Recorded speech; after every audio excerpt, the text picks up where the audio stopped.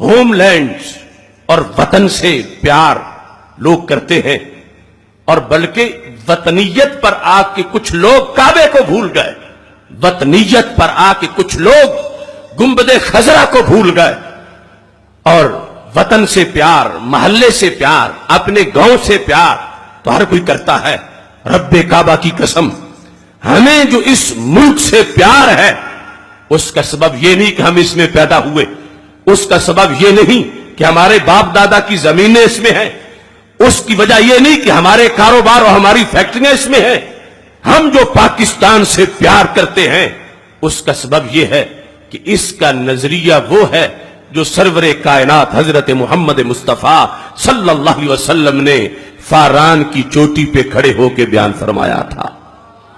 اس نظریے کی بنیاد پر یہ ملک مارز وجود میں آیا، اور وہ نظریہ بل آ کر دو قومی نظریہ کہلایا، ٹو نیشن تھیوری۔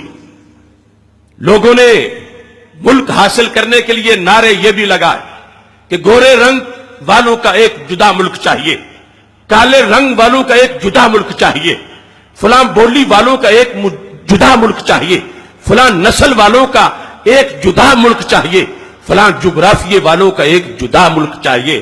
مگر بر صغیر کے مسلمانوں نے یہ نعرہ لگایا کہ کلمہ اسلام پڑھنے والوں کا ایک جدا ملک چاہیے۔ وہ کلمے کی روشنی اور وہ کلمے کا نظریہ، اس کے پیش نظر اس کی جد و جہد ہوئی۔ یہ علیحدہ بات ہے کہ 70 سال گزرنے کے باوجود آج تک اس کے حقیقی مقاصد پورے نہ ہو سکے، مگر جنہوں نے جانیں دیں، جنہوں نے اس سلسلہ میں کردار ادا کیا، دن رات ہند کے دورے کیے، جنہوں نے اس سلسلے میں کردار ادا کیا، آج بھی یہ میرے پاس تحریک پاکستان کے شب و روز کا یہ تفصیلی ذکر موجود ہے۔ چودھری حبیب احمد نے اس میں لکھا کہ 97% جد و جہد پاکستان بنانے کی بریلوی علماء و مشائخ کی تھی، امام احمد رضا بریلوی کے خلفاء کی تھی، ان کے صاحبزادگان کی تھی اور ان کے ماننے والوں کی تھی۔ صرف 3% دوسروں کی مانی ہے، 97% کا اقرار اس شخص نے اس انداز میں کیا ہے۔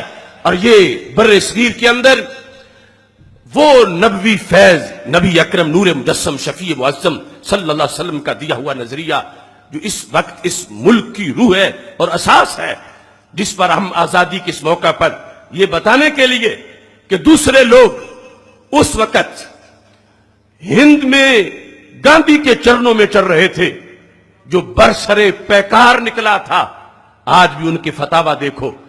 دوسرے لوگ قرآن کی آیات پڑھ پڑھ کے یہ ثابت کر رہے تھے کہ ہند کی تقسیم ناجائز ہے، غیر شرعی ہے، پاکستان نہیں بننا چاہیے، آیات سے استدلال کر رہے تھے۔